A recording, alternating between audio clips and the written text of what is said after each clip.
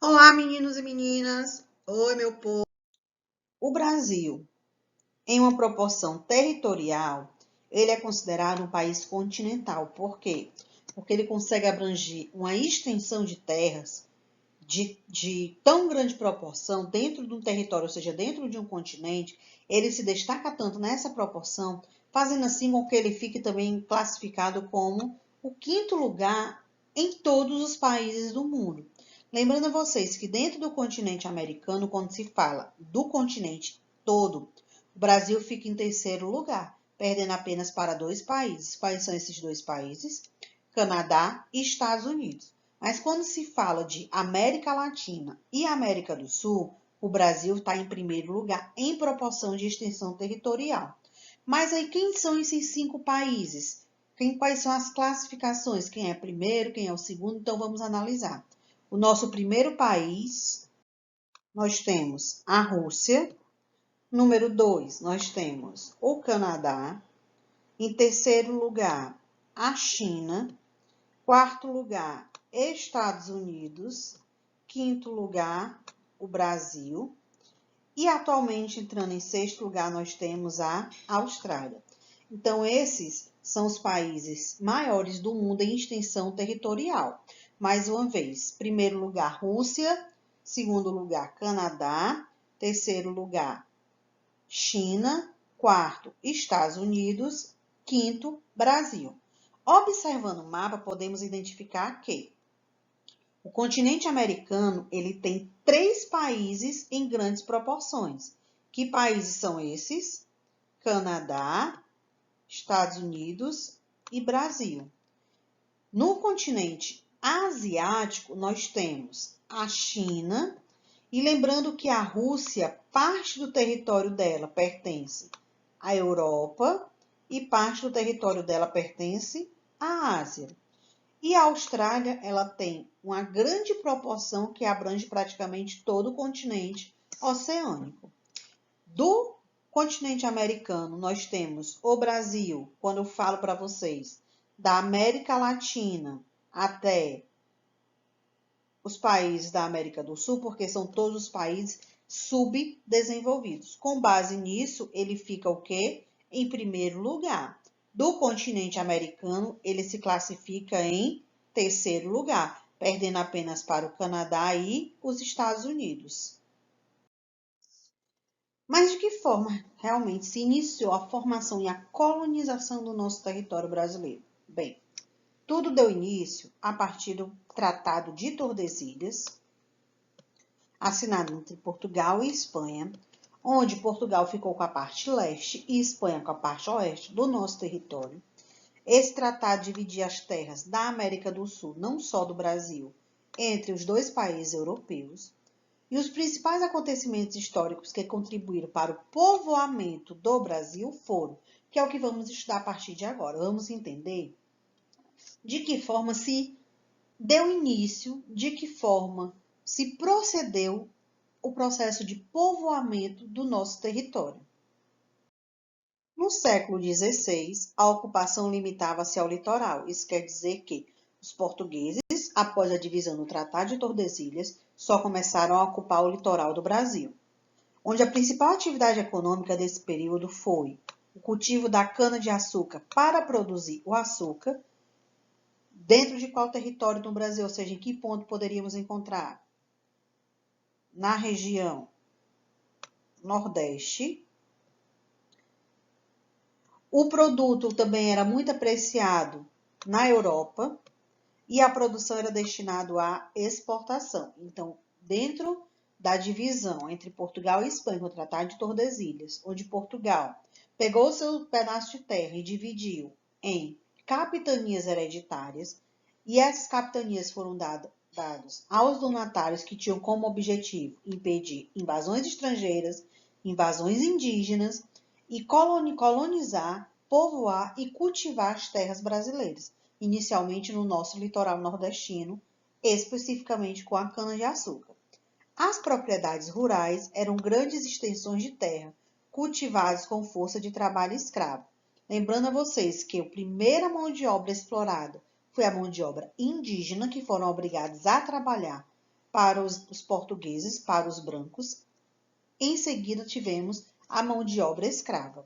O crescimento da exportação levou os primeiros centros urbanos no litoral às cidades portuárias, que são cidades portuárias, de onde os navios saíam com as mercadorias com destino à Europa para ser comercializado lá. Analisando o mapa, podemos perceber que de rosa nós temos o cultivo da cana-de-açúcar, em alguns pontos em destaque. De azul, a atividade pecuária, especificamente aqui em Salvador, em grande proporção. E de amarelo era a área de exploração do pau-brasil, que se estendia do litoral do Rio Grande do Norte até o litoral do Rio Grande do Sul. Já no século 17 e 18, o Brasil foi marcado pela produção pastoril, que adentrou o oeste do Brasil, ou seja, com destino terra adentro, com destino ao sertão. Também pela descoberta de jazidas de ouro e diamantes. Em quais estados? Goiás, Minas Gerais e Mato Grosso, região sudeste e região centro-oeste atualmente. Então, foi um processo de desenvolvimento com relação ao extrativismo mineral. Esse período foi chamado de aurífero e fez surgir várias cidades. Por que aurífero? Lembrando a vocês que essa palavra está relacionada com águas subterrâneas encontradas no nosso lençol freático, por conta da infiltração da água da chuva. Então, quando esse período foi chamado de aurífero, significa que as pedras preciosas, diamantes, jazidas de ouro, precisavam ser encontradas exatamente nessas partes que estavam localizadas na área subterrânea, ou seja, no subsolo da Terra, por isso que precisava de grandes escavações. Já no século XIX, a atividade que contribuiu para o processo de urbanização do nosso país foi a produção de café, principalmente no estado de São Paulo, Rio de Janeiro, Minas Gerais e Espírito Santo. Mas entre esses estados, o de maior destaque foi São Paulo. Essa atividade também contribuiu para o surgimento de várias cidades. Lembrando a vocês que a produção de café dentro do nosso território, ele tinha dois objetivos de exportação. Quais eram esses objetivos? Comercializar com os Estados Unidos e com os países da Europa. Recapitulando a vocês que já vimos isso em aulas bem anteriores. Estados Unidos, país, Europa, continente. Então, eram os maiores compradores do nosso café. Fazendo uma recapitulação e acrescentando mais algumas informações, a nossa formação populacional se deu através, inicialmente com o século XV, apenas por ameríndios, que eram os habitantes do nosso território, que passaram a ser chamados de índios, porque os portugueses achavam que tinham chegado às Índias. Lembrando a vocês que antes desse território, ou seja, do continente americano, ser colonizado pelos europeus, já havia povos habitando aqui essas terras, que eram os astecas, os maias e os incas. Astecas na América do Norte, maias na América Central e os incas na América do Sul. Então, alguns alunos me perguntam se os nossos habitantes, primeiros povos, não tivessem sido chamados de índios, poderíamos dizer que esses povos eles eram descendentes dos incas? Sim, eles têm características bem parecidas. A Terra possuía clima diferente da Europa. A natureza era intocada porque esses povos indígenas, ou seja, os ameríndios, eles só retiravam da natureza aquilo que era necessário para seu sustento. Tinha uma riqueza imediata na visão deles, que era o pau-brasil, vegetação, Mata Atlântica, que foi extraída de todo o litoral brasileiro e exportado para a Europa. Seus limites iam do Oceano Atlântico até a linha do Tratado de Tordesilhas, lembrando que, após a assinatura do Tratado de Tordesilhas, Portugal ficou com o lado leste, Espanha ficou com o lado oeste. Então, Portugal, para ter domínio sobre o seu território, dividiu em capitanias hereditárias, assim foi criado esse sistema de capitanias, onde lotes de terras foram dados para donatários, e esses donatários deveriam cuidar das terras, impedir invasões estrangeiras, ataques indígenas, controlar o território e começar a cultivá-lo. A dominação no território começou a se desenvolver, cidades e vilas começaram a crescer, e no século XVI nós tivemos, com a organização das capitanias hereditárias, Pernambuco, Bahia e São Vicente, mas principalmente Pernambuco e São Vicente, se destacaram com um grande domínio das capitanias. A economia desenvolvida foi a canavieira, ou seja, o cultivo da cana-de-açúcar, principalmente na região Nordeste. Nós tínhamos o plantation, que era um sistema de exploração no período colonial, principalmente nas colônias europeias, ou seja, pelos portugueses dentro do nosso continente americano, e aqui se referindo ao Brasil, onde era cultivado principalmente pelos latifundiários, que eram os grandes fazendeiros, os grandes produtores, nas suas extensas terras, um único produto, o produto de monocultura, ou seja, com relação ao século XVI, com relação às capitanias hereditárias e à região Nordeste, então, essa monocultura no plantation era a cana-de-açúcar. Mas, em seguida, em outros territórios, dentro dessa divisão de capitanias hereditárias, também tivemos o algodão, o fumo e o café, além de frutas tropicais. Então, dentro do século XVI, no território do Brasil, o plantation estava relacionado na região Nordeste com cana-de-açúcar, região Sudeste, região Sul, algodão, café e ainda tinha frutas tropicais. Dentro ainda desse procedimento, desmatamento para o cultivo da cana-de-açúcar, desmatamento para começar o plantio, então a vegetação, a Mata Atlântica começou a ser devastada. Tentativa de escravizar os índios, porque eles não tinham mão de obra para fazer esse processo, então começaram a dominar a mão de obra indígena. Ampliação e ocupação do litoral, podemos ver na imagem o desenvolvimento do nosso território através da ocupação litorânea, que primeiro começou no litoral e depois foi terra adentro, e a preocupação com a ocupação do território do litoral para impedir as invasões estrangeiras e indígenas, mas principalmente as estrangeiras. De quais países? Holandeses, que tinham interesse na região Nordeste com o cultivo da cana-de-açúcar, franceses, na região Sudeste, e os espanhóis. Já o século XVII se destacou com a ocupação das áreas do Nordeste pelos holandeses, ou seja, os holandeses conseguiram ocupar a região Nordeste. Por quê? Inicialmente, eles que ensinaram aos portugueses o cultivo da cana-de-açúcar dentro do nosso território, eles que fizeram parte desse processo de desenvolvimento dos engenhos de cana-de-açúcar, intensificação das bandeiras para o interior da colônia, ou seja, enviar tropas com terra dentro para explorar e encontrar produtos para serem extraídos, para serem exportados, recursos naturais, algo que fosse trazer de grande proporção para os europeus. Ocupação de novas áreas que foram as terras descobertas, valorização da mão de obra, intensificação da destruição da vegetação litorânea, ou seja, a Mata Atlântica totalmente já sendo devastada, decadência do mercado do açúcar, porque o açúcar começou a entrar em decadência porque perceberam que na região Sudeste, especificamente no estado de Minas Gerais, começou a se ter a descoberta das jazidas de ouro e diamante, além de Minas Gerais, o estado de Mato Grosso e Goiás. Crescimento do mercado mineiro e da pecuária, intensificação da ocupação do interior, ou seja, o estado de Minas Gerais, para o processo de exploração das pedras preciosas.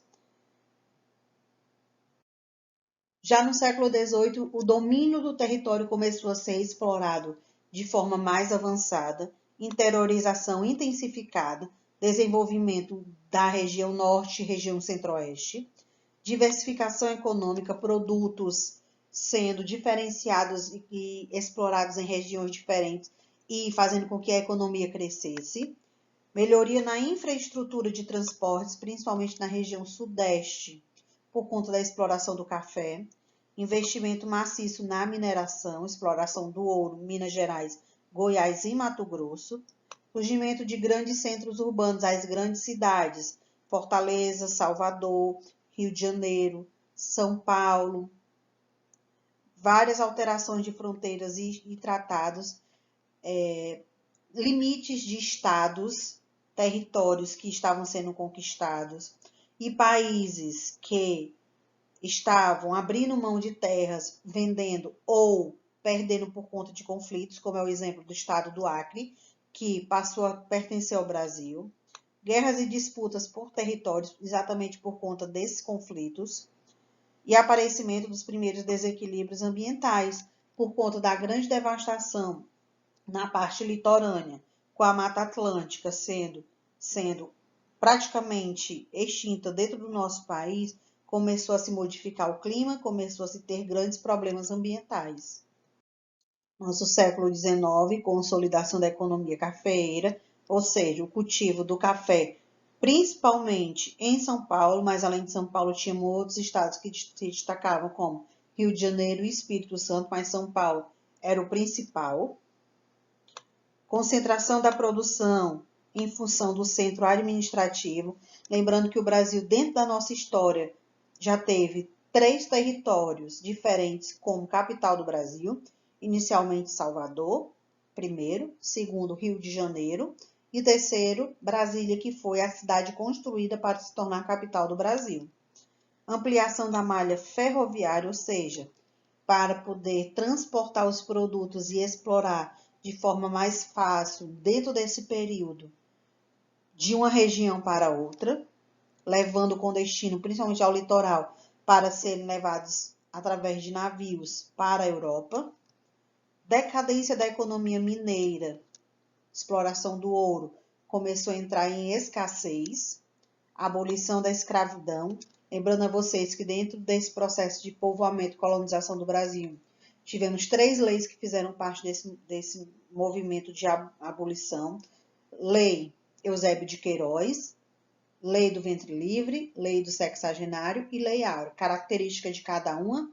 Eusébio de Queiroz proibia a comercialização, a compra de escravos dentro do estado da capitania do Ceará. Quem tinha seus escravos poderia permanecer com ele, mas não tinha mais direito de comprar outros escravos. Lei do Ventre Livre, toda criança nascida filha de escravo ou miscigenado estaria livre. Lei do Sexagenário, idosos com mais de 60 anos teriam sua carta de alforria. E, por último, a Lei Áurea, que libertava todos os escravos. Tivemos o início da decadência do café. O café começou a entrar em crise porque o produto passou a ser comercializado em outros territórios dentro do nosso continente e passaram a comprar esses produtos de forma mais barata. Indústria nacional, começou a se desenvolver o processo de industrialização dentro do Brasil, principalmente a partir do governo de Getúlio Vargas e Juscelino Kubitschek. Crescimento da população urbana e fluxos migratórios. O que são esses fluxos migratórios? O deslocamento das pessoas dentro do seu próprio país. De onde eles saíam? Principalmente da região Nordeste, por conta da seca, por conta da fome, com destino à região Sudeste, ao estado de São Paulo em maior destaque, porque era considerada a maior cidade em desenvolvimento e eles viam como uma boa oportunidade de emprego. Chegamos ao século XX. Reorganização administrativa, divisão e estruturação de todo o território brasileiro em estados e regiões, domínio esse formado até os dias atuais, com quais características? Região Norte com 7 estados, região Nordeste 9 estados, região Centro-Oeste 3 estados, mais 1 Distrito Federal, região Sudeste 4 estados e região Sul 3 estados. Então, essa denominação é a que temos até os dias atuais de regionalização do Brasil. Crescimento urbano interiorizado, por conta do grande crescimento em massa nas cidades, perceberam que precisavam fazer com que o interior também se desenvolvesse para que essas pessoas não saíssem das suas cidades. Redirecionamento dos fluxos migratórios internos, fazendo, como eu acabei de falar para vocês, reestruturando o interior, facilitando e fazendo com que as famílias permaneçam, gerando emprego, através do processo de industrialização, polos sendo colocados dentro dessas cidades do interior, e assim levando de volta pessoas que haviam saído de suas cidades, seus estados, com destino a São Paulo, ou seja, fazer um processo reverso. Agravamento dos problemas ambientais por conta dos desmatamentos, não só da Mata Atlântica, mas também da floresta amazônica, do Pantanal, além da vegetação da Caatinga, tudo por conta do processo de colonização, exploração, povoamento para o desenvolvimento da sociedade. Comprometimento dos recursos hídricos por conta exatamente da grande poluição e do desmatamento. Crescimento da área marítima, a exploração do Oceano Atlântico como fonte de desenvolvimento para o Brasil. E chegamos ao fim a mais uma aula de geografia. Espero que tenham gostado, que tenham compreendido o assunto. Qualquer dúvida podem tirar no Class. Até o nosso próximo encontro e tchau!